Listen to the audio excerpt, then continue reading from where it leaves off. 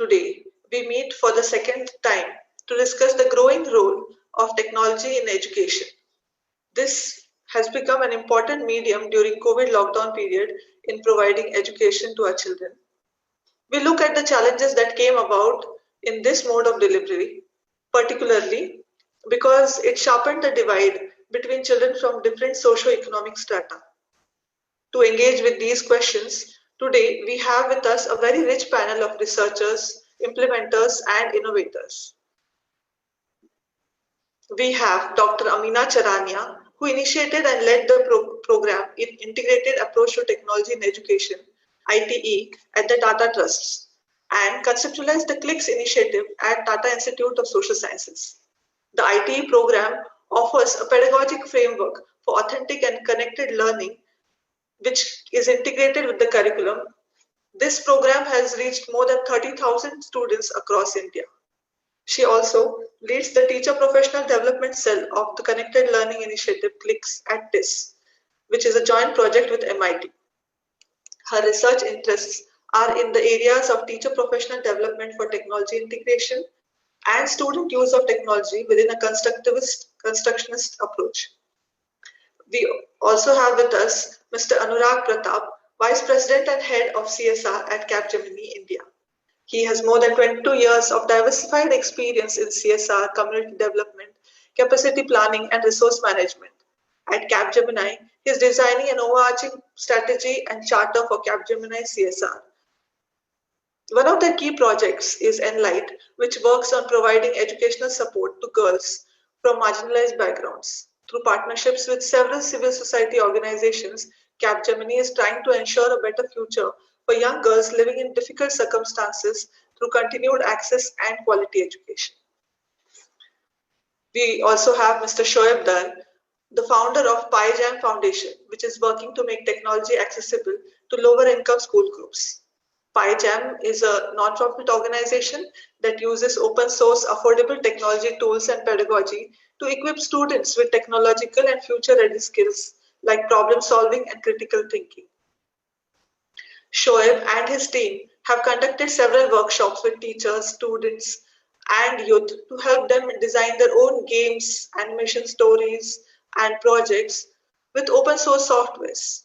This is making practical application of technology and its learning much easier for everyone. Ms. Rakhi Chhabria is based in Mumbai and the founder of Teachers Help Teachers, a social enterprise to empower educators. Teachers Help Teachers is an online Facebook support group and website where teachers can interact, avail guidance on pedagogies, share information, upload and download a variety of resources, and upgrade their knowledge. The group has close to 12,000 teachers registered who share their ideas and resources to support each other in doing their jobs better. We also have with us Mr. Rishikesh Shankar, who leads the Hub for Education Law and Policy located at Azim Premji University. His research interests are in the domains of educational policies, assessments, and teacher education. He has been on various government advisory committees on issues concerning education, particularly in his domicile state, Karnataka. He is part of many surveys and studies conducted by APF, Azim Premji Foundation, to document status and challenges in the sector.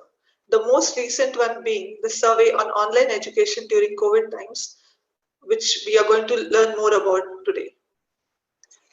So I would like to open this session by inviting our first speaker, Ms. Amina, to share with us the work done under ITE and CLICS initiative.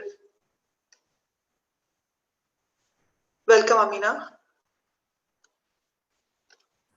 Yeah, thanks, Alak, for the introduction. And I understand you would like me to speak a little bit about the initiative within the context of COVID lockdown period as well and the post, right? Yeah.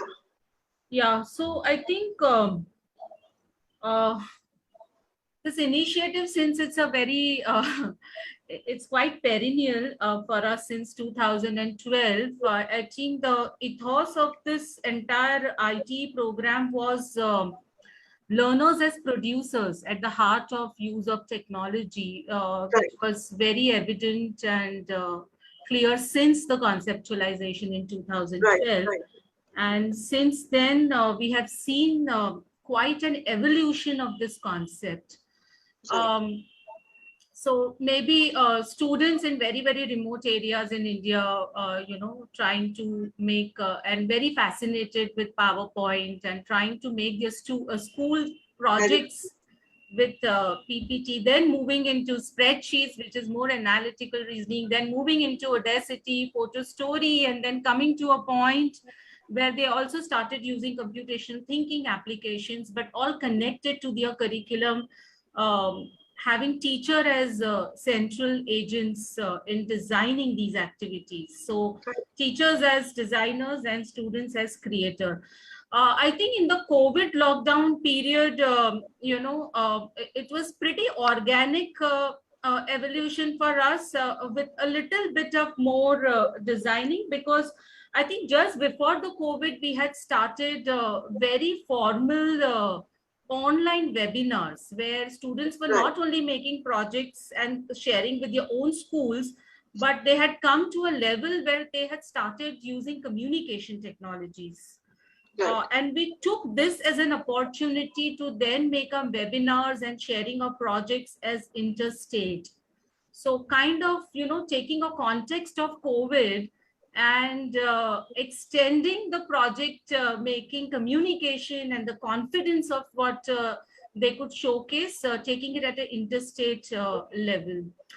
In COVID, I think it gave us an opportunity to practice something that we have been thinking for a very long time. And I think here we took an opportunity to bring inquiry-based learning, which is WebQuest. And slowly we named it as Learners as Producers WebQuest. And this was quite encouraging, where, we got the teachers who had taken certificate courses from TIS earlier to go into a little bit of depth of how this learners as producers can be designed and implemented in government schools in very, very remote areas. I think that became so teachers with the TIS team, and we actually launched something called WebQuest and started okay, doing it about 2023 WebQuest. And in a way, this time we even opened it up to whoever wants to take it, not only government school students.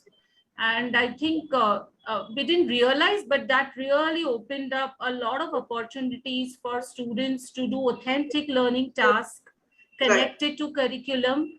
And I think some of our research data says that what children who were engaged with us earlier said that, because we knew how to go into depth of a subject and research something, this kind of gave a transfer of learning in the COVID period when they had no physical teachers, they had no physical peers, but they were able to adapt and transfer these skills. And when we were writing this entire experience in one of the research papers, which just got out in 2021, we realized there was a lot of support in what we did, even in the literature, which clearly says that students, when exposed to constructivist use of technology, when technology is connected to their real lives and right, context, it yes, allows them to transfer this learning into new context. And for us, the new context was COVID period. So how this whole transfer of learning took place, I think it was a learning experience for us, but we were very happy that this found even evidence in literature. I mean, people had already tried this kind of a thing. So it was mhm, really an mhm. aha for us. Yeah, I'm going to stop here. Like, I can go on and on. So please tell me when to stop. And one more thing, I think what we did was, we thought, oh, wow, this 10 years of work and students who are with us for 3 years, how nicely all this is working, and teachers are trained through certificate courses. But we also realized that we should be aware of this, the replica trap. That's something that happened in rural areas and the government schools in West Bengal, Assam, and Uttar Pradesh, very, very remote area. You can't copy and paste it into a different context.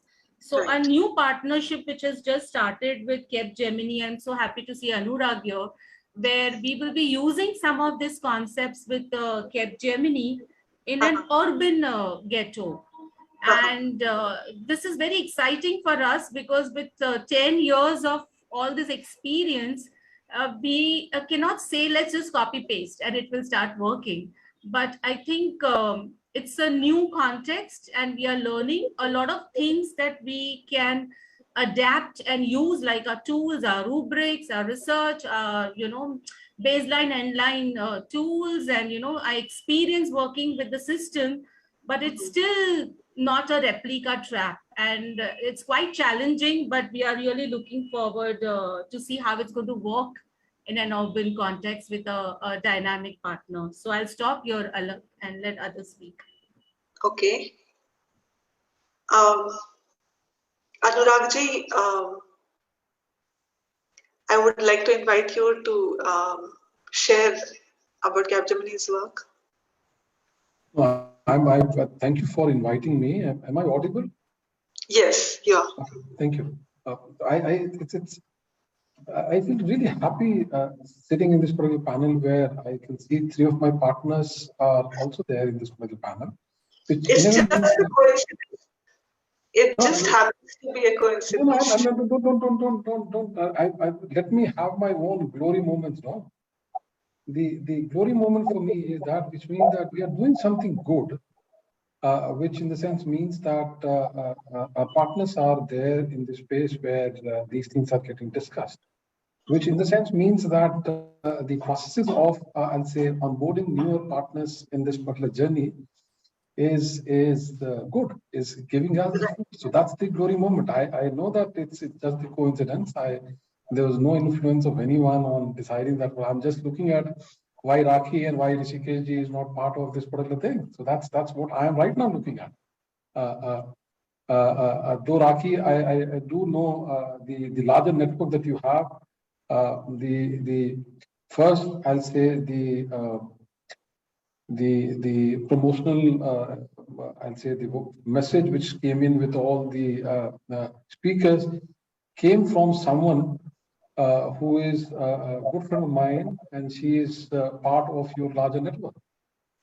So in that particular sense, we know each other in all this possible sense. What has happened, and I'll before getting into what Capgemini is doing, because I don't want this to become a Capgemini meeting, but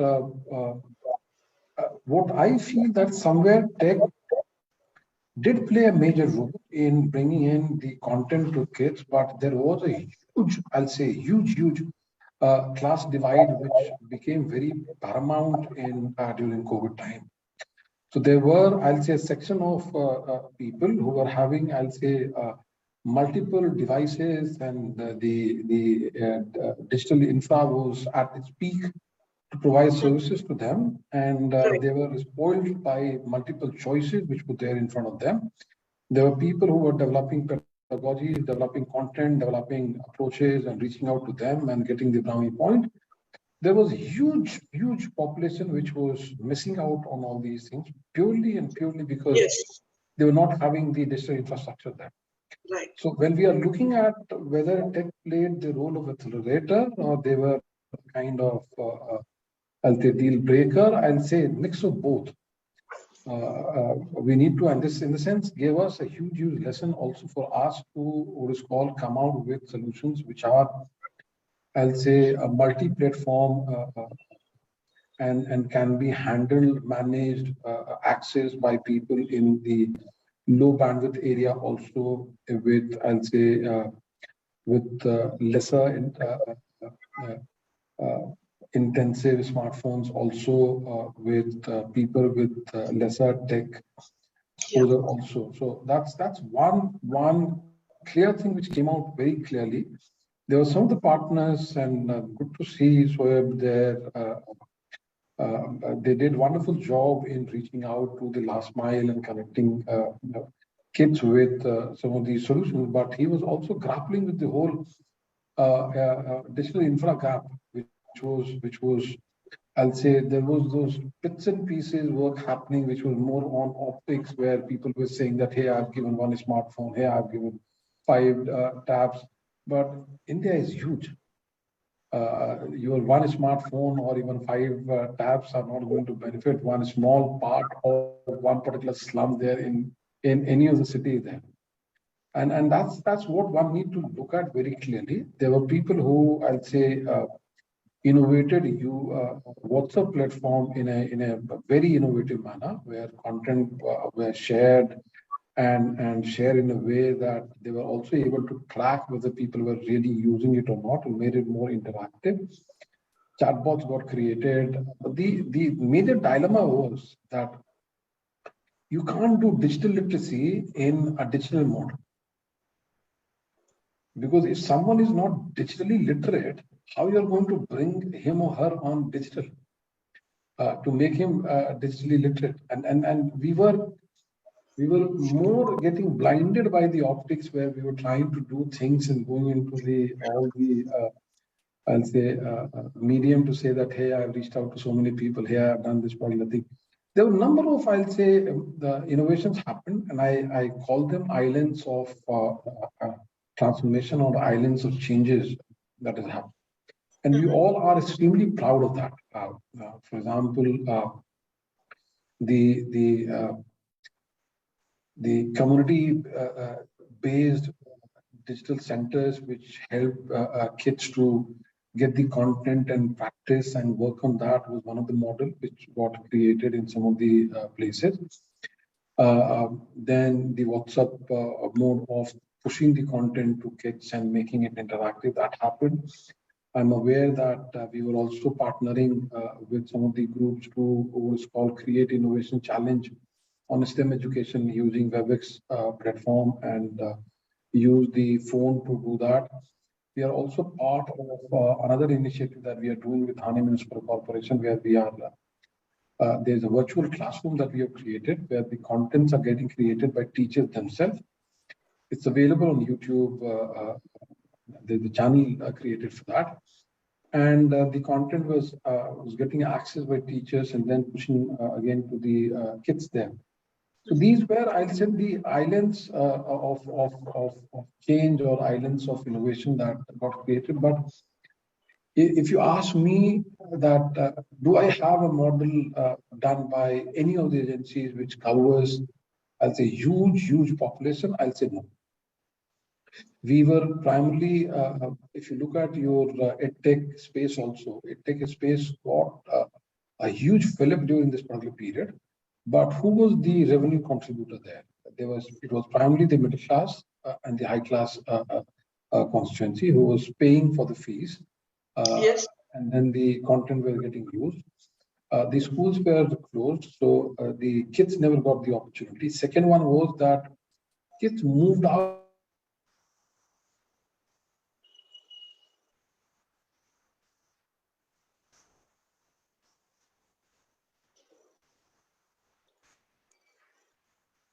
Anuragji?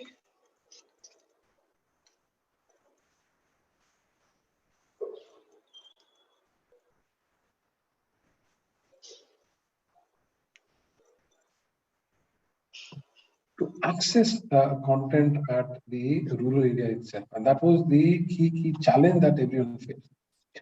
But I am an eternally optimistic person, and that's where I feel that the pandemic taught us that you need to have a more, I'll say, vibrant platform which enables kids to, what is called, access the knowledge, also work with teachers, because there was a huge chunk of, and Raki can certainly elaborate on that particular thing. There was huge number of teachers who never had that particular exposure of doing online classes. So it may, and you need to give credit to all the teachers there, and I have all I'll say gratitude for them for raising the bar and becoming, I'll say, tech enthusiasts during this particular period. They learned the whole thing. But it was really tough for them to, what is called, access and conduct classes online. It was frustrating. It was in number of time. It was something where they started learning new trick of the game. But they raised to the occasion, and they provided the support. Organizations like TISS or Paijan They created some of the modules which took us to the last mile. But last mile in anything in India, which doesn't cover millions, it's not, I'll say, scale-up model in that particular sense. It's not Europe, where 100 of kids also be a sizable impact story that one will be creating. And that's where my take is that we made the beginning. We need to up this particular game few notches above and play it at a level where people from marginalized section, people from economically challenged section, people from socially excluded section can also get the fruits of edtech growth that's happening in this particular space. And that's what we are seeking. And if I get 1 more minute, and this is for everyone who is listening to us, that if you have I'll say a model where you feel that you can reach out to last mile in big numbers, please reach out to us. Because let's understand, COVID has created a model which created a world order, which you're not going to change, and you are not going to go back to, I'd say, February 2020. Things have changed permanently. We'll have schools, we'll have physical schools, we'll have teachers there, we'll have students there, but the digital is here to stay. The way of bringing in digital to kids is here to stay. And we need to do it in a more comprehensive manner. Then only you can provide a level playing field to kids coming from government school background. Otherwise, you'll have a situation where the kids from private school will have undue advantage, and kids from government school will completely lose out this particular battle if we don't mobilize everything that we have and to create a model that can benefit the larger section of kids there. Because 70% kids are there in government school. We can't forget that particular number. And that if that number is not getting the benefit of the COVID-based innovation that we have done in tech space, then we are not being, I'll say, impactful. That's what my summation will be. I'm not talking about Capgemini because I don't want to make this a Capgemini, I'll say, workshop or webinar where there are a number of things that we are doing. But if there are any questions, I'll certainly answer. But more on this topic, we need to look at that 70% kids for the government school, and that is something which is needed there. Thank you. Right. So thank you, Anuragji. So when we were trying to find partners to talk, we looked for people who are reaching out to the children whom we work with, marginalized children.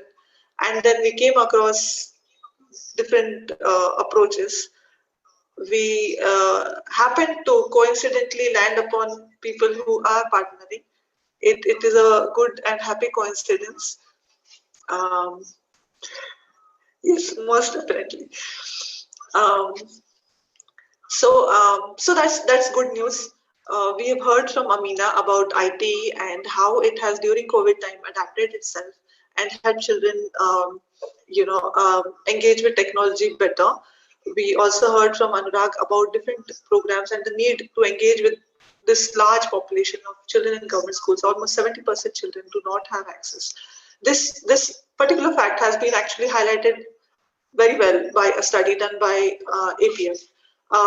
If I may, I would like to call Rishikesh first and ask him to share more details about the study that APF conducted, which documented this very fact. The government is trying to tell us that online education happened. Each and every state said start digital, and they started digital classes, and we are being told to move on to the next year, but children are lagging behind. Please, Rishikesh. Thank you, Alaknanaji. You're able to hear me? Yes. Is this clear? Okay. So good afternoon, everyone here out on the panel as well as the audience. And first up, thanks for inviting me.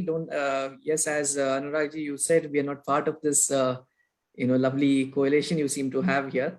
But glad to hear about all the lovely work that's happening.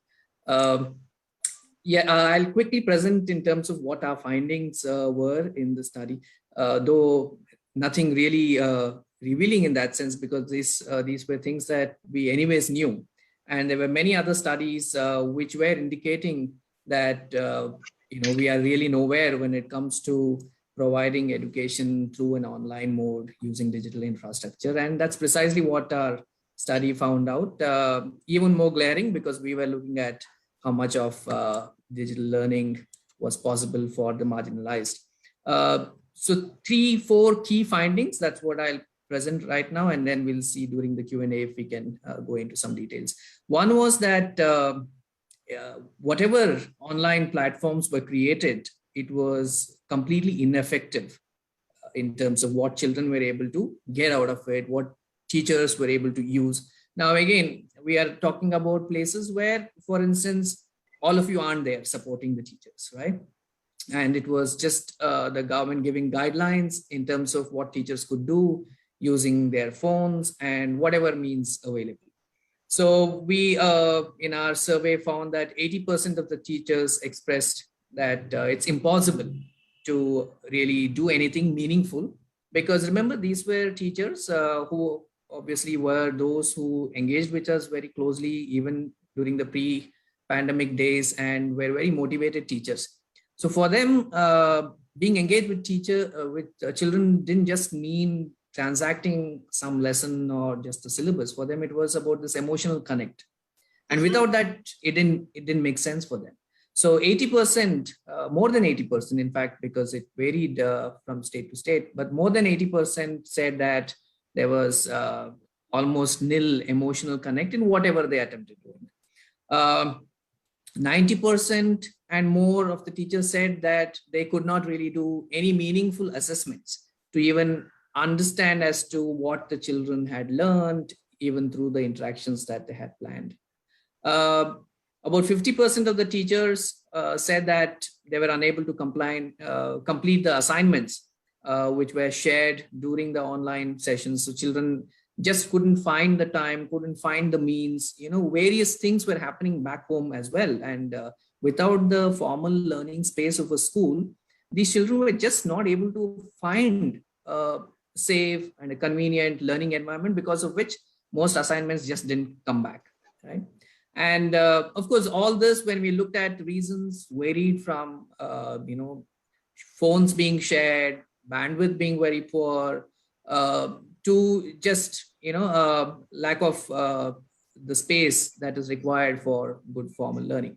So that was the big finding one. Finding two was something that we've all known, that across the country, more than 60% of the children just could not access online opportunities. So, just excuse me for that background noise. So 60% of the children could not access at all. So the finding one was, of those 40% who could access, and even there, 80% did not get anything meaningful out of it. But then the bigger one is the 60% did not even have access. And this, I think many surveys, including our own NSSO, says that, actual true access for rural children is 4%. It goes on to 10% if you just go and look whether there's a TV there, whether there's whether the internet connection is there, or whether they have a smartphone. But then when you look at the entire digital infrastructure that is required for, or infrastructure, including digital, that is required for good learning. So simple things such as an individual phone for the child, or a space where the child can listen to. Now that's 4%, right? So this gap is just huge. And as Anuragji was saying, if we are talking about 70% of children studying in a public schools, and most of them, 90%, are rural. Now you can just imagine the kind of gap that we have. Finally, finding number 3 was with regard to understanding from parents as to what did they think should happen. And there it was unanimous that parents were saying that we want the school to be open. Coming from the middle class background or from the urban setting, it's just the opposite, because most parents we hear saying that, oh, we don't want to send our children till the vaccination comes, this and that, right? We're giving reasons not to send our children to school. But here it was just the opposite. because obviously those of you who traveled in the rural area, you saw that things were, people were wearing masks, but then everything else was normal other than a bit of social distancing. So they were seeing everything around open and everything normal. They had to go to work every day. Almost every daily wage laborer went to work every day, and then their children did not have schools to go to. So they were very clear, and it was unanimous that they just wanted the schools to open, and they felt that there was very little in terms of contracting COVID through the school, because they felt that if that were to happen, it would happen any which ways, right? And because everything seemed quite open. So broadly, these were the findings that came from our study. It reiterated some of the beliefs that we had, again, because of some of the experiences that we've had through various projects, including, projects based on digital or online learning. And so it reiterated that, saying that if true meaningful learning has to happen, it will have to happen beyond the use of digital platforms. Digital platforms can come in and provide an additional support. It can come in as an aid, but it can't be the mainstay of education. And that really was the big takeaway for us. So along with this, of course, you may have heard of the other study that we did in terms of the learning loss, right? Many educationists don't like to use the term learning loss, but the fact of the matter is that there has been a huge regression of learning that has taken place. So it's not just about what children could not achieve or learn over the last 18 months when schools were shut, but also the forgetting of whatever they had learned. And that was quite a damning report, in the sense we had children almost forgetting 92% of what was expected for them to have at that age. And so they had regressed by almost 3 grades. So a grade 5 child, for instance, was at grade 2, barely. And ASAR has now come out with a study which was focused only on Karnataka, but I think it's pretty much the same across the country, as we've seen very, very poor learning levels, poorer than what ASAR looked at 3 years ago and told us that we are nowhere in terms of helping our children learn. I'll stop here, Alaknanda. Let's hear from the others as well, and we can probably discuss more during the Q&A. Sure. Thank you. Thank you, Rishikesh ji. So this study that APF did was with teachers, and a lot of the teachers have frankly shared that, yes, we are having huge number of difficulties. This is very new. One of the platforms that has been helping teachers help teachers is a really breakthrough way of addressing this question of empowering teachers. I welcome Rakhi ji. Rakhi, please. Thank you, Alaknanda, and yes, good afternoon to all the panelists and our audience. It's indeed been a very challenging year, and the entire year we've been helping teachers, training teachers to kind of build their skills to teach online. And now all of a sudden, with the talks about schools reopening, we're seeing teachers who are paranoid about returning back to school, because suddenly it's going to be like, we kind of got adjusted to something that we were not used to. And now coming back to school is again going to be a little different for teachers as well as our learners, because number one, of course, we cannot rule out the learning loss that has happened, because every child is going to enter the classroom at a different level. And that's going to be the biggest challenge of our teachers, to be able to reach out to our learners who are functioning at varied level. We all know that assessments weren't possible, because during the online learning, teaching is not just about transaction of information. It's actually about connection. It's actually about the teacher understanding where the learner is, and then helping the learner to climb the ladder, or rather providing that extra help if the learner needs, in order to get the learner moving forward to the next level, which unfortunately in the online learning wasn't really possible. Teachers are teachers, of course, being a social enterprise, and I have been an educator, so the kind of upskilling that I was looking at when pandemic struck in, we always wanted our teachers to be open to online learning. And Right. before the pandemic, we used to organize online sessions on Zoom, but unfortunately, teachers were reluctant for online learning. And at that point in time, we would really not see too much interest in online learning. So, uh, in a way, online learning did help us to get connected and understand the global patterns that are being followed in education. But that's not really the way, especially with young learners. I would say that with high grade students, you can still follow a good hybrid policy or a online system. But with young learners, you definitely need to connect. And we've also seen how the early childhood education, the preschool industry got affected, where so many preschools had to shut down. And even though online learning was happening, the parents had to sit with them. They had to guide their learners, their own children. So it was a challenge for all, for parents, for teachers. So some of the ways in which we helped our teachers integrate tech was we hosted panel discussions and workshops and capacity building sessions, wherein we actually handholded them and help them understand what are the different ways in which you can engage your learners in your online learning.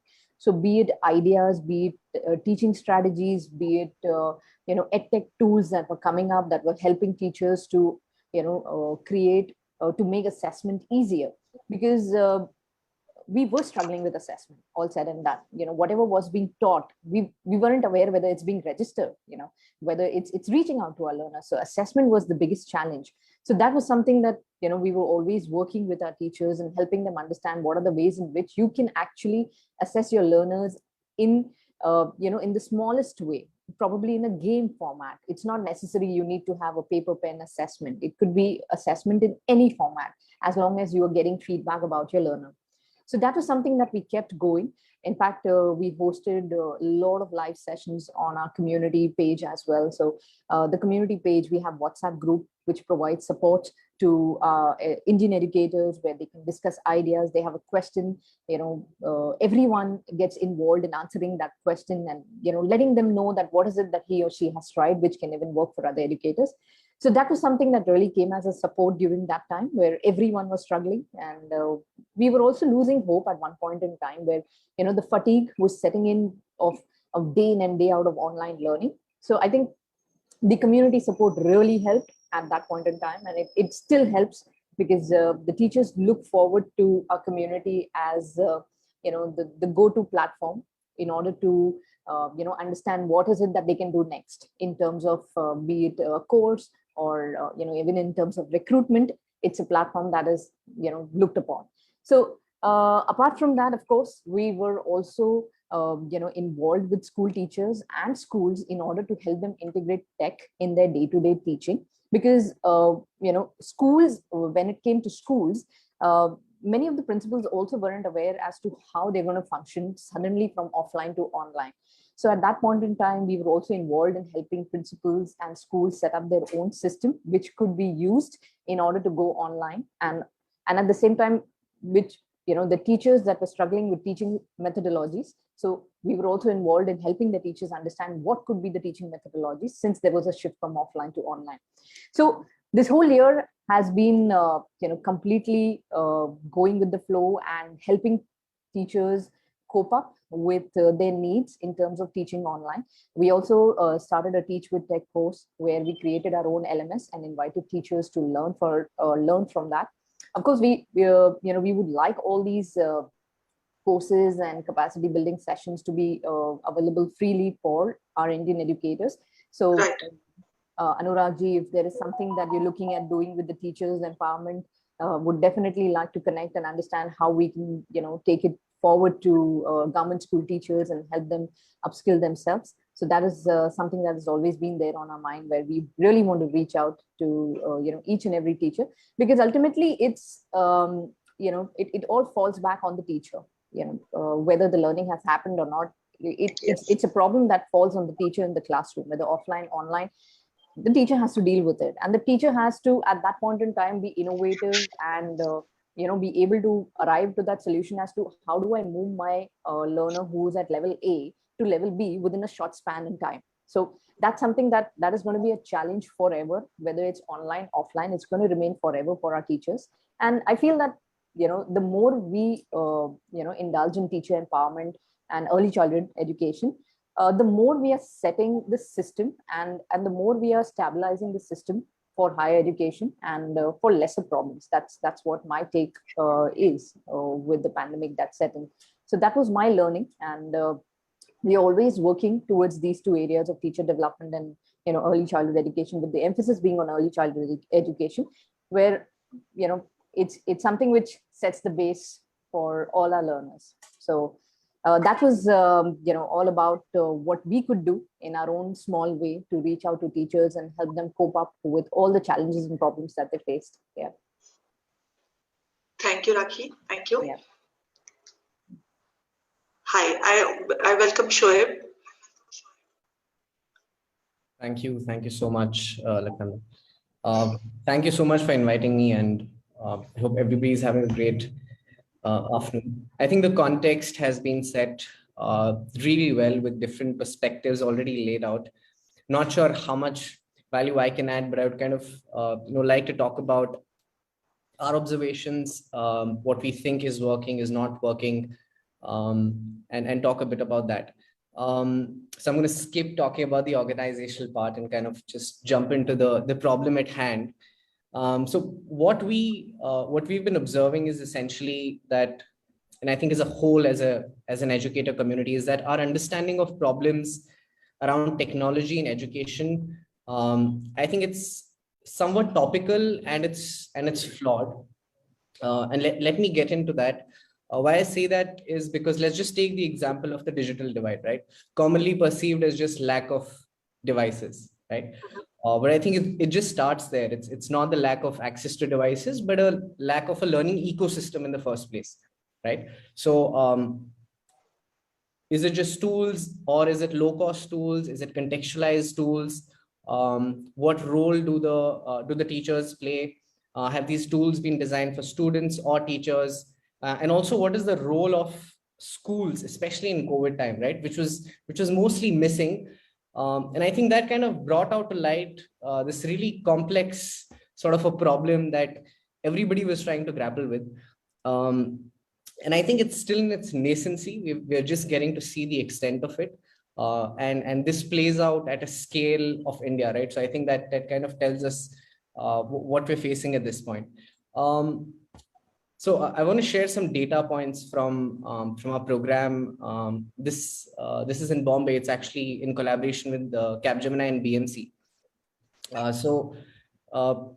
During our initial data collection, the internet access data and the smartphone access data was around 38-40%, right? And now this also took a lot of time going beyond the existing school structures because the schools didn't have classes at all, right? So this meant canvassing not just at an HM level, but also reaching out to teachers, trying and figuring out where the students are, putting that whole community in place. In most of the schools that we worked with, there were no groups, student or teacher groups, that were already in place, right?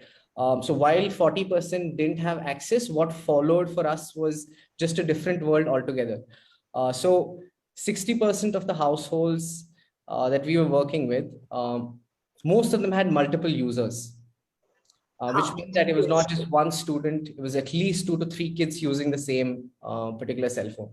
70% of students said they had the timings with which during which they were accessing the content was not constant. So the parents would kind of come in at different points in time. So that was another thing that kind of played out. Something that was really interesting was in a community in Govandi. So this has a mobile tower right in the middle of the community, right? What we noticed was the constancy of students in classrooms and them kind of continuing through the sessions was more. So it also kind of plays out, right, in terms of how these local factors affect student engagement during online sessions. Another thing was also a data point that we gathered was 40% of the students do a daily top up, which is basically they'll install a 100 MB or a 200 MB pack and it gets over within 24 hours, right? Now you'd have students who drop in the middle of the classes, right? again, depending upon when the bandwidth kind of expired.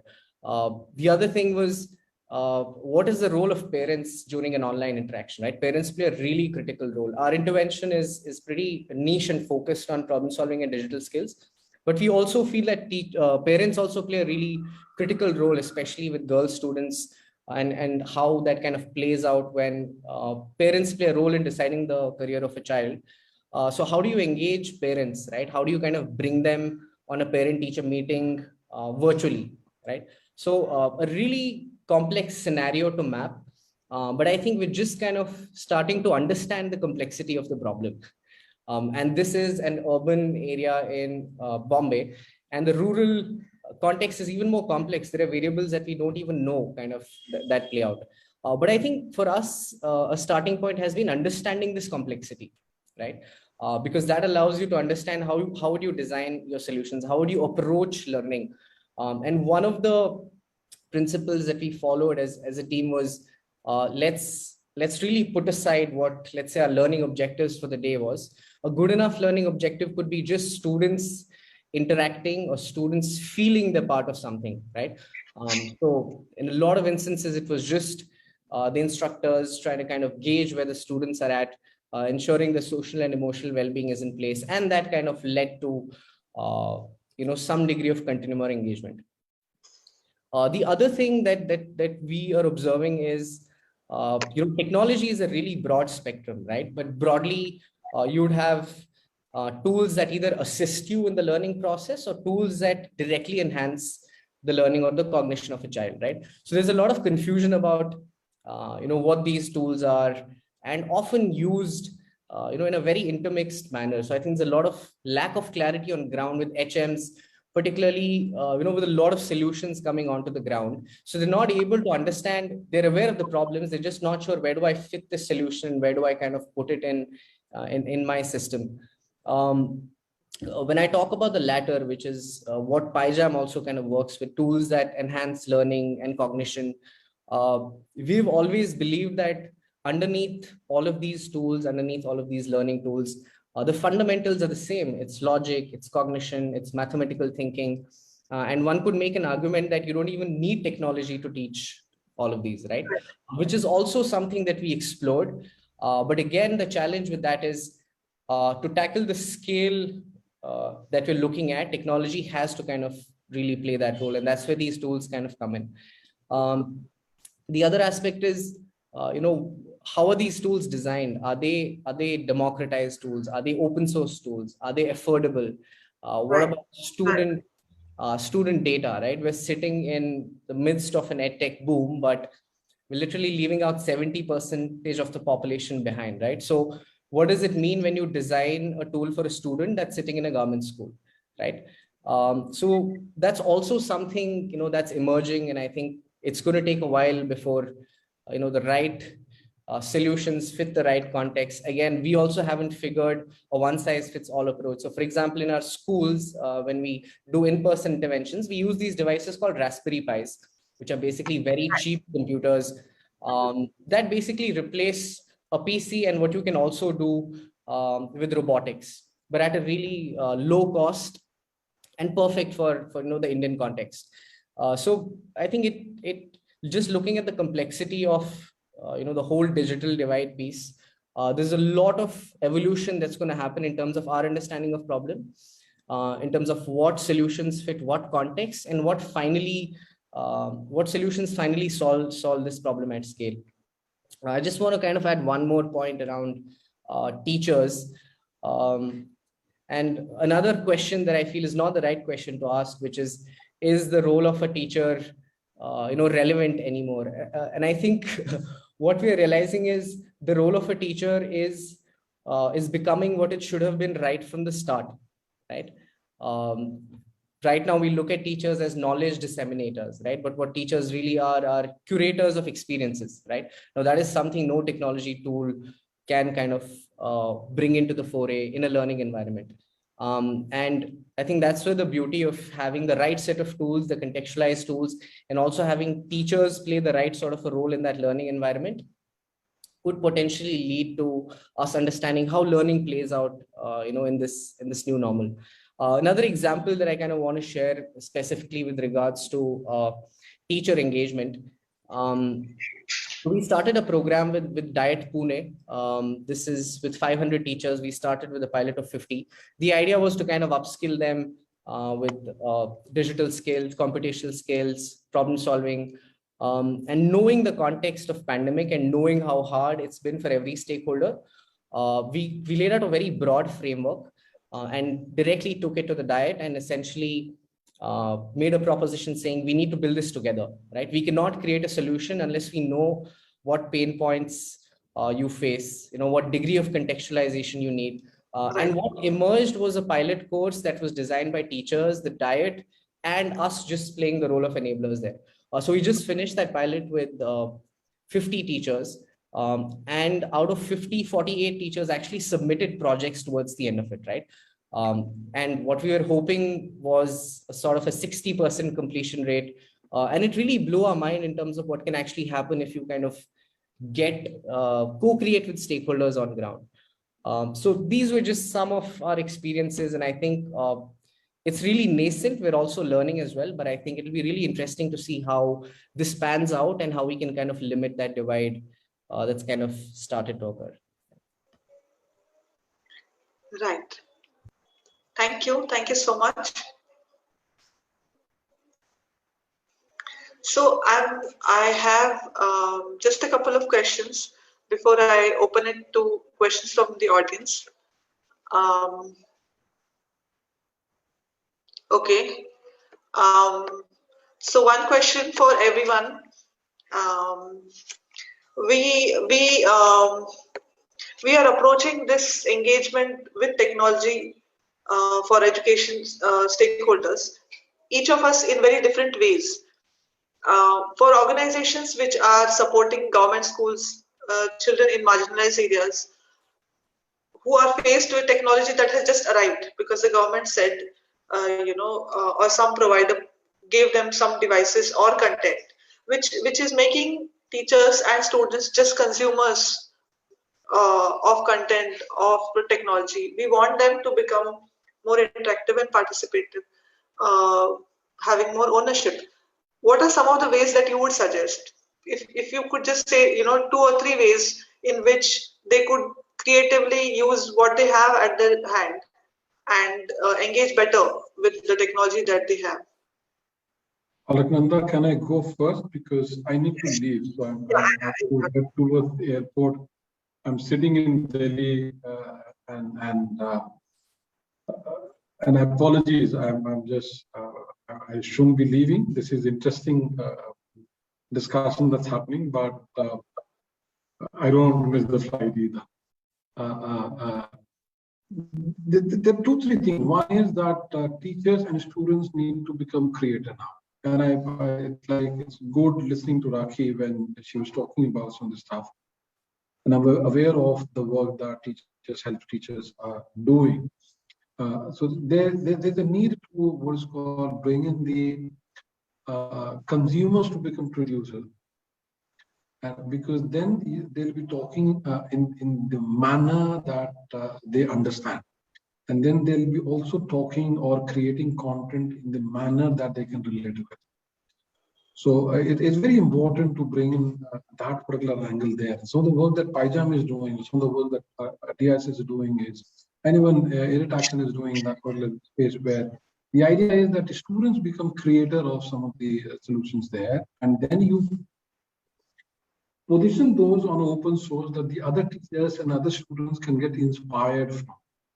We need to make it a more aspirational part there. What we don't have is, and something that we all need to chip in and contribute is an open source platform where content gets created and circulated and widely used. What we have is a model which largely becomes a revenue generating model. So no one is willing to really part away with the content that they are having. And that's where the role of CSR becomes very important to what is called fund the whole process of content creation. so that it's not putting pressure on people to use their own investment to create content. And then if they're using their own investment, then certainly it's very logical that they'll be seeking some ways to close that particular investment. But if you bring in that grant funding there to ensure that the content is created, and content gets created by the consumers in your language. I'm just borrowing the word that you've used, Alexander. I'm not. People should not hold me responsible for the word that I'm using. But the teachers and students need to become become the fulcrum of anything and everything that's happening in education space.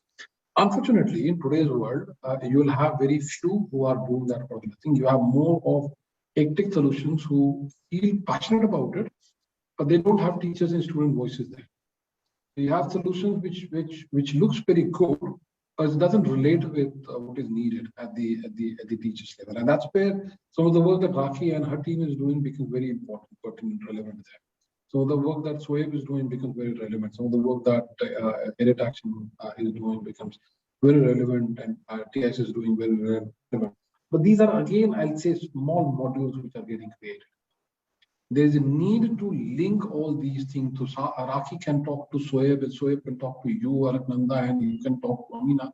And so that it becomes a kind of movement there, where we encourage, celebrate, and let there be a say this, but let there be, let's say, an award or recognition for competition with teachers, competition with students. Let there be a, let's say, competition which in the sense celebrate that. Let this become an aspirational one. I know it's not going to be easy one, because you are going to hit at some of the established content creators there who find this as a good revenue model, but so be it. We came to this particular sector to influence some of the things. We came into this particular sector to challenge some of the stereotypes and challenge some of the, I'll say, interest groups. So let's do that for a little bit. And I'll be more than happy in whatever capacity one can do this to create a platform which can be anchored, I'll say, by, we can be one of the party there in the whole process. But there is a need. Otherwise, you'll get subsumed by, I'll say, the producers whose only interest is what is called product and their revenues. You'll have coding where people will say that my child learned the coding and is now earning 1.5 million. And there will be ad happening there. You'll have brown hat, red hat, pink hat, yellow hat, talking about how they are changing the whole contour of the coding work without really looking into what coding is all about, and then giving a false hope there. I feel that someone should file a PIL saying that the misleading advertisement there. And there are so many content creators that I know, STEM educator that I know, STEM content creator that I know. They'll say that I'm working in 20,000 schools, and my question is, where are these 20,000 schools? I'm not seeing any school where these contents are getting utilized. So people are, I'll say, you maligning the word of EdTech in so many manner.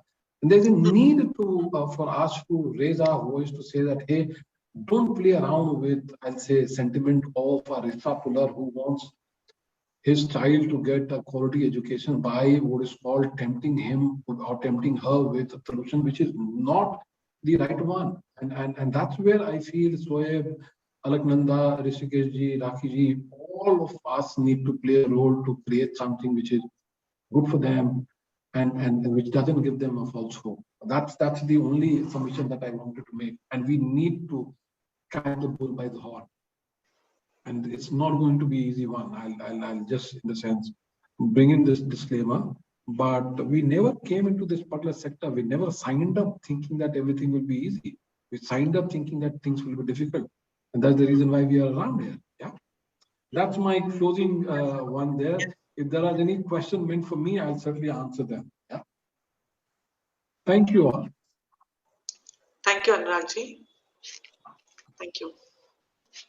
I want to ask all of you this the same question, that how do we what are some few ideas for students and teachers who have what is available in government schools, minimal access, few devices, but filled with content. What can they do to engage with it differently?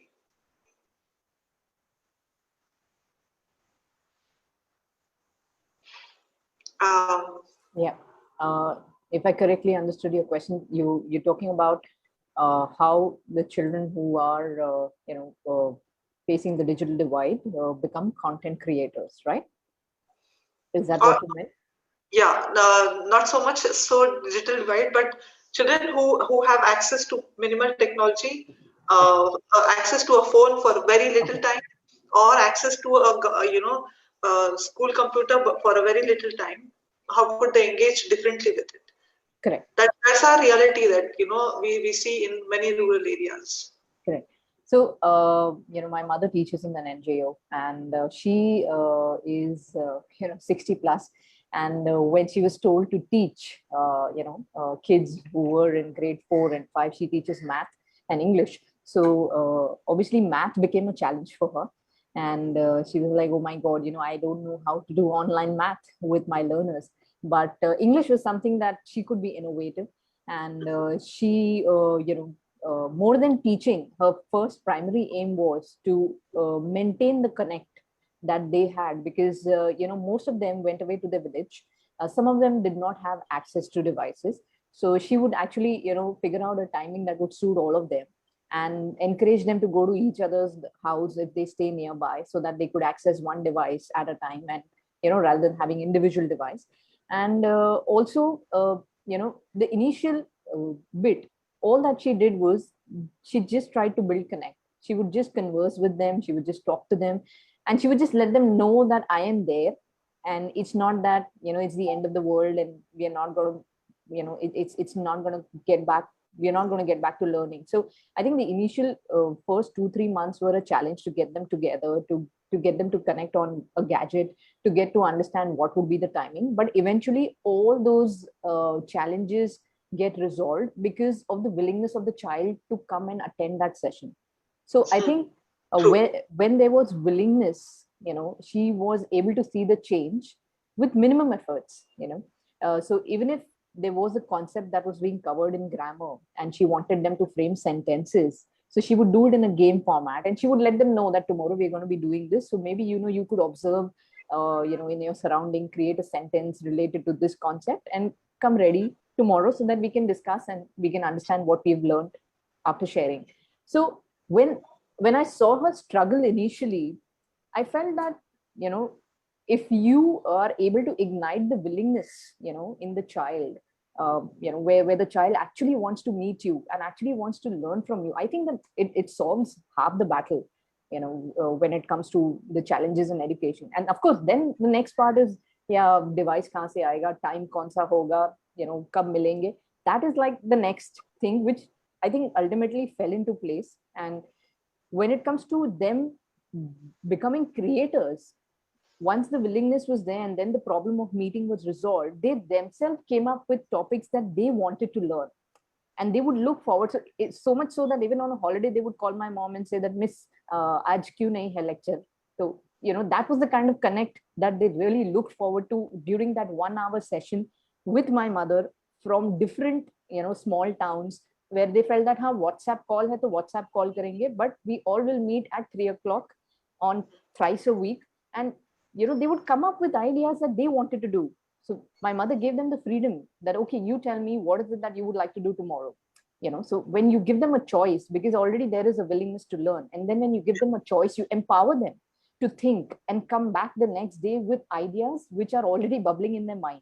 So I think that kind of connect with the learner really helped my mom to take the sessions forward and continue the learning with them, rather than just leaving it and thinking that, oh, there are too many permutation combinations that need to be taken care of. So that was my observation. And I feel that that willingness to learn, that enjoyment is what we need to ignite in our learners rather than treating learning as a humongous task. So yeah, especially with learners who are facing this digital divide. Yeah. Thank you. Sure. Yeah, that was wonderful to hear, Raki. I was also thinking of another sort of a example that came to my mind, and again from the same intervention schools in Govandi I was talking about. So this was during Ganesh Chaturthi, and we of course had like a 9-10 day break, and we really didn't know what was going to happen during this time. Where would kids even engage with the sort of experiences that they were a part of? So we kind of let kids decide what is it that they would kind of like to be engaged in. And they collectively came up with, they have generally there's this concept of mandals and the whole idea of putting them and beautifying all of them. So students kind of came up with this idea of we're going to create these over phones. And if we don't have, and students who couldn't, let's say, use a tool to create something could just sketch and kind of share these. It was really pleasant to kind of find that a lot of kids had put this up as their WhatsApp status, or some kids started sharing it on Instagram. Now this was really significant because suddenly this became cool for them, and I think it was a great example of how you can kind of penetrate that barrier of learning does not need to be fun and doesn't kind of relate to what they're doing. So just wanted to share that one. Thank you. Yeah. So yeah, let me come in. Alaknanda, you asked this question as to what should children do when they have very, let's say, meager resources, or very little of the digital infrastructure required. I would think, from what we've experienced, they shouldn't do anything at all with regard to such suboptimal access to technology. In fact, as Raki and Shoaib are rightly saying, I mean, it's the teachers who really, require technology, and then, teachers could use that technology as and when they deem fit. So this whole craze to get children to have that access at an individual basis, we should get off from that craze, because we are not going to meet that demand, or rather we will not be able to, given the scale, as Anurag was saying. I mean, we are not going to reach out to, forget the last child. I mean, we're not going to reach out to the last millions, right? That's the numbers that we have. So it has to be the teachers. And I was just, in fact, what Professor Amina had shared, I was just reading the abstract of your study. So, as you have said there, in the pre-COVID period, those who had integrated technology education were the teachers who were able to use technology in an optimal manner. Now, getting teachers to engage in that manner is something very crucial. And when we are talking of or looking at 10 million teachers, now that's going to be a slow progress, but then that's what should be our vision in terms of bringing technology into education, that over 5-10 years that we get our teachers to do this. And as designers, I think Raki was using this term designers. So as and when they become designers, and then they can start engaging with children to become co-producers and use technology in very many different ways that it can be useful, right? So I think this, penchant for individual devices and trying to do online learning, I mean, we've got into that trap. We have to get off that, because what it is shown while we were in that trap is that there is no learning that happens. And in spite of such huge investment that it requires, right? So we really have to think about as to where is it that we can use technology. And I think both Shoaib and Raki very nicely were illustrating the various experiments that they have done and what they have through their learning seen, that it is with the teachers that we work, and then leave it to them. As and when they get technology, they use it. It's not about every single child in that class being able to have access to it. So, and the other answer to it is, we have to have the school going. I mean, if the school is shut for whatever periods, there are very many other ways in which we reach out to children. But trying to reach out through technology means or through the digital infrastructure, it's very suboptimal and waste of very scarce resources that we have. Okay. Okay. So we are. So I would like to open the. Yeah, look, I'll just like to add here for a minute. Right. Yeah, sorry. Yeah, I just would like to second Dr. Rishikesh because, you know, we have like plenty of examples for innovations where students are creating and, you know, but what really has worked in our initiative is continuous professional development that Dr. Rishikesh was talking about. And I think it's hard, but I think what has really worked is also making this continuous professional development a little bit more systemic. So when we went for certificate course, it was not just TIS offering certificate course, it was with the state offering. And then we went from like 200 to 500 to 5,000 teachers. Of course, the technology, we went from certificate course to then coming to digital badges, you know, which I think 500 teachers in Assam taking it just loved it because we chunked our courses in COVID period into bite size where teachers can actually enjoy and feel accomplished about doing a practice based course. And that's where I think we were trying to communicate that digital content is not an absolute reality, you know, and I think that could only be experienced through courses where they do practice this kind of an approach. But you make your own reality and let students make their own reality. So it's the education and the learning process and not necessarily a digital content made by someone or is sitting somewhere is the outcome that you need to absorb, you know. So that kind of appreciation is not something that you tell teachers or tell students and they will get it, but allow them to practice it. So even if it, you know, someone would say that you are letting teachers read international articles, we say, why not? They should read Lombardi, they should read Peggy Atmer, they should read national education policy and try to make sense out of it. What is wrong in them understanding 21st century skills articles by Harvard professor and then connect it with NEP? And these are government school teachers who had never used technology, but you give them that trust to understand in depth, and you tell them that we trust you to understand this. We will summarize, we will translate, we'll do whatever, but we want technology and the design of technology and the critical decision making in the hands of teachers to make it. Otherwise, scale is just an illusion that everyone is talking about. You let that digital agency in the hands of teachers, and only a good continuous professional development can do it. And we are very happy that you know, partners like UNICEF who has come board, and we are working with them with 10 states in maybe 7 to 8 languages doing this course across all over India. And you know, so I think that's very encouraging with small and big partners. But I think CPD is the way to go to answer a lot of questions, and maybe you know, also demystify certain things and real that obsession about that real content as an absolute reality to absorb things, you know. I think that needs to be demystified and balanced.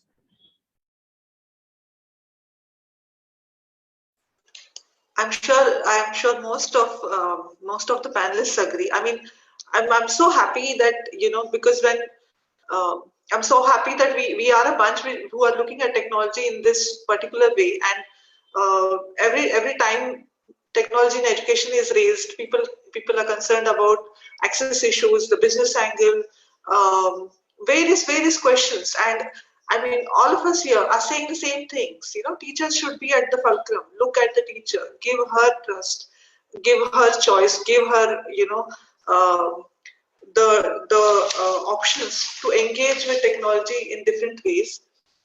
There are also some questions from the audience. So Tanvi, Can you unmute yourself?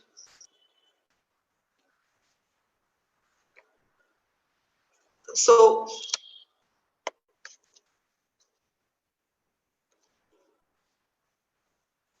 Tanvi, Kiran, can you help unmute her so she can ask the question?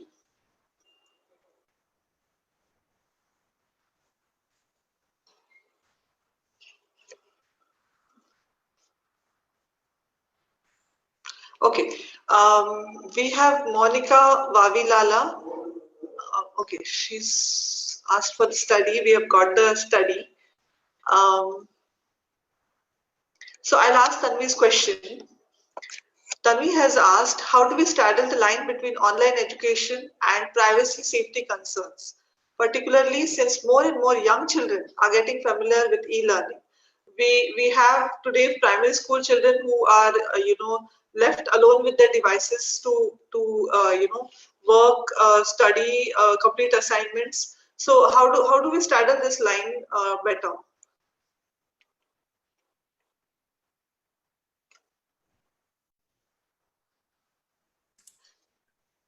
Can I go, Alaknanda? Yes, yes. Has anyone raised a hand? Okay. I can't recollect. I think it was CRY or Save the Children. They had a report which they released a couple of months ago, which showed as to the huge safety concerns, because they did the survey with children in terms of number of children who had faced online harassment, including sexual harassment. So that's the reality out there. Safety is a big issue. So the only way hence to go about it is to ensure that it is through these very safe login measures that some schools have adopted, that you could get children onto online. Otherwise it should be a big no-no, because very scary things happen, and children will have no idea. And as we know, most families, particularly who have these individual access to children, they don't have enough mechanisms in place to monitor. Usually children are in their own rooms and with online access, so it's very dangerous. In fact, just to modify that question, so online education is, again, it's just a myth. There is no education that happens online.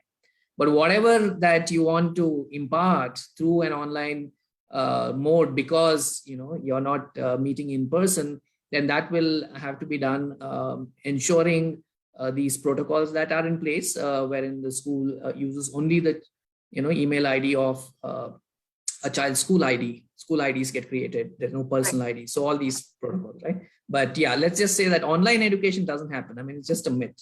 So, but then anything that we do online, safety concerns are huge, and there are reports that have come out which are very scary. So we'll all have to watch out on that. Right. So there's safety, and then there's privacy, because all of them are also sharing their data. Privacy is a very less understood concept here. So any thoughts on that?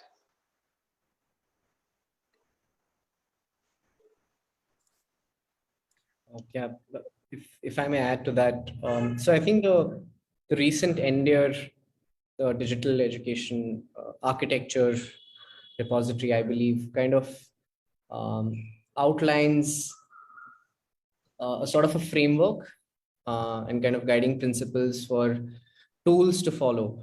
It basically kind of outlines as a public good what kind of data is allowed, would not be allowed, or should not be permitted. So I really hope that it kind of moves towards some sort of a centralized sort of a framework, a regulatory framework in terms of what can be shared and what cannot be shared. Again, I think it's in its nascency, because otherwise it's at the mercy of the data is at the mercy of a particular tool or a particular service provider. Yeah, that's one I can think of. Yeah.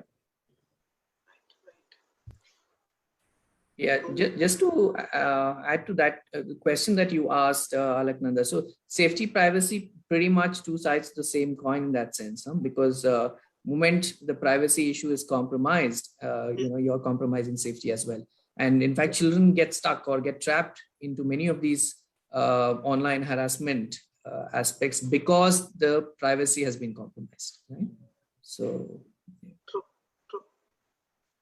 I think the digital safety is like another topic I altogether to touch upon, because it involves children becoming. I think it is slightly farther.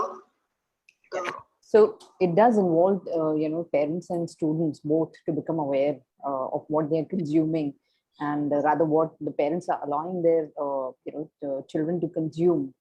Because the kind of content that you consume, we all know that that's the kind of similar content that you will be again, kind of thrown upon by various Google sites. Because the moment you search something on Google, we exactly know what comes back to us.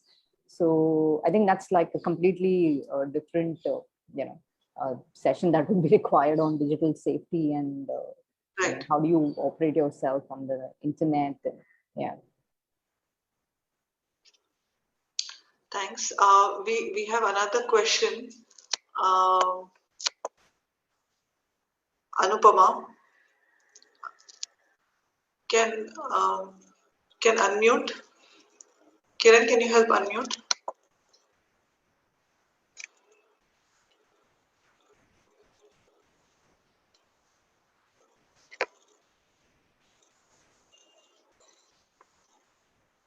Alak, I think you should just read out the question. Okay.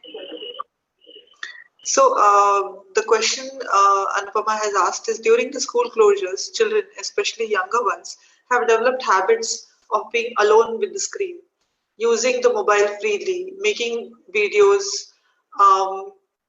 resources, learning from multiple sources, and not just textbooks. This is a very new way of engaging with the learning that they do for the children who do have access. With schools reopening gradually, children now face the challenge of going back to the same way of classroom learning. So, any thoughts on this? Have we made that jump? Yeah, it's a good question. But then we need to look at it differently, right? I mean, just because children have got into different modes of learning doesn't mean that we keep them away from school where actual education takes place, right? Schools, but then we'll have to obviously, whether it is because of the pandemic or schools had to change. I mean, we were not doing education, we were doing schooling, and Right. which is the reason why we've gotten to the state where we are in our society. We're not building societies at all. I mean, it's all about individual learning because that is what schooling had become. So, we have to, again, get back to doing education. And for that, schools will have to learn from children. They come in with now different ways of learning things. So maybe there are things that children can now teach, the schools as to how, what are the different modes in which education can happen. Right. I think our study is also showing, when teachers were asked that, in the post-COVID period, like what things would you like to continue? So there was a huge use of asynchronous learning and, using mostly WhatsApp groups. And a lot of teachers said that even when we meet students in the face-to-face, we would like to continue connecting with our students using WhatsApp mode, because it kind of gave them seamless communication. So I think those are some of the things, that maybe can be left to the teachers. But I think more than that, it should also, there should be conscious effort to now look at the curriculum and pedagogy more closely when students are coming back.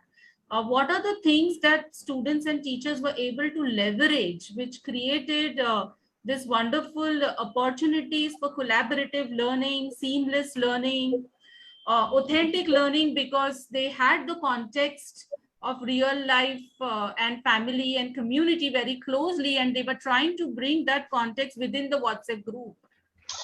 So those are very rich pedagogies, and I think schools should actually deliberate and bring it into practice so that it's not lost in the long run. In fact, sorry, I don't want to take too much time, but in fact, I just say this in all the presentations. Teachers came up in this study and they did not use the word flipped classroom, but they said how nicely they were flipping between synchronous and asynchronous classes on WhatsApp. So they figured out that, when parents come home from day's work from wherever, farms or wherever, the students would then have the devices and then they would be able to connect. So they were very nicely switching from, say, when to use synchronous, when to use asynchronous, and they actually made a new definition of flipped classroom without even calling it. So I think these are very good potential opportunities that needs to be brought back in the post-COVID period and deliberate and very consciously put into pedagogy and curriculum and also assessment. I think Please I would say- also, Sorry, go ahead, Raki, go ahead, please. I would also like to emphasize that with this, I feel our learners have become self-learners. Self-learning is something that has set in, and I think that should be the true goal of education, where you should be passionate about learning rather than learning being enforced upon you. So I do see that change coming in, where learners are taking responsibility. They are going ahead, on different platforms, understanding more in depth about it. They're getting the freedom to explore what they really want to explore in subjects that they wish to explore. So I think this freedom and the opportunity given in their hand to learn, self-learn at their pace in their time, because of course our learners have a lot more time.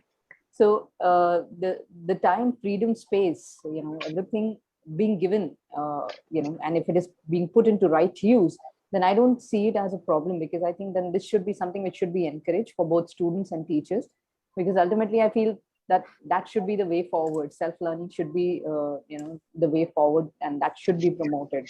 So offline, once we return back to schools, the schools which are already, involving the learners into doing projects and collaborations, I think that is going to continue. But the schools which are really not looking at that should actually now start looking into project-based approaches and learning by grouping, so teamwork. So I think that's really something that should be encouraged post once we get back to schools.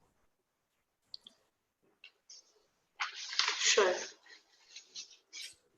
Sorry, I'll have to take leave of everyone. I have to join somewhere at 4:35. So thank you. It was a pleasure meeting all of you. Ms. Raki, Ms. Thank you, Joel, Rishikesh. Alaknanda. Thank you. Yeah, same here. See you. Bye-bye.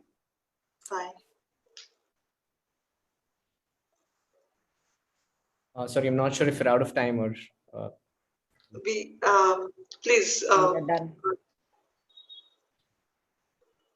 Yeah, I just kind of wanted to add to that last point, and I think all the panelists kind of drew a really nice sort of a blend of what can happen. I think if you ask any child right now about would you want to play a game on your cell phone, or you kind of want to be out there on a play field, I think we'd be very surprised with what the results might be, right? And the tricky pitfall we fall into is digital versus sort of an offline. I think that's a very wrong way of looking at it. But at the same time, it's a great opportunity for offline experiences to kind of really maximize their potential, right? Because anything that's been designed to kind of exploit our behavioral patterns, which a lot of platforms, the way content is created right now, is bound to kind of hit a roadblock at some point. There's going to be learner burnout, but I think that's where the beauty of the experiential community sort of a learning approach comes into play. And it's a great opportunity, I think, for offline to kind of step up the bar of how engaging and how experiential it could be. Yeah. Thank you, Shoaib. So we have questions, but we are kind of out of time.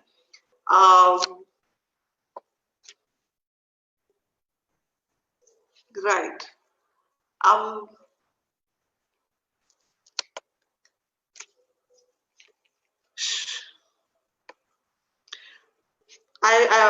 what we can do is that we'll keep the questions. We are going to save these questions, and when we are sharing the recording of this webinar, we are going to share these questions with the panelists and get some answers, and then also edit our post so that we have these answers on our post. Thank you, everyone.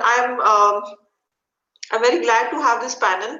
We were on the same page about ensuring that technology goes to the last mile, that teachers still stay at the center stage and have power and choice to use technology when they can, and also that it should not become inevitable.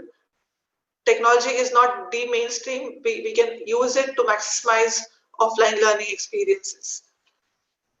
Thank you. Thanks, everyone. Thanks, everyone, for joining.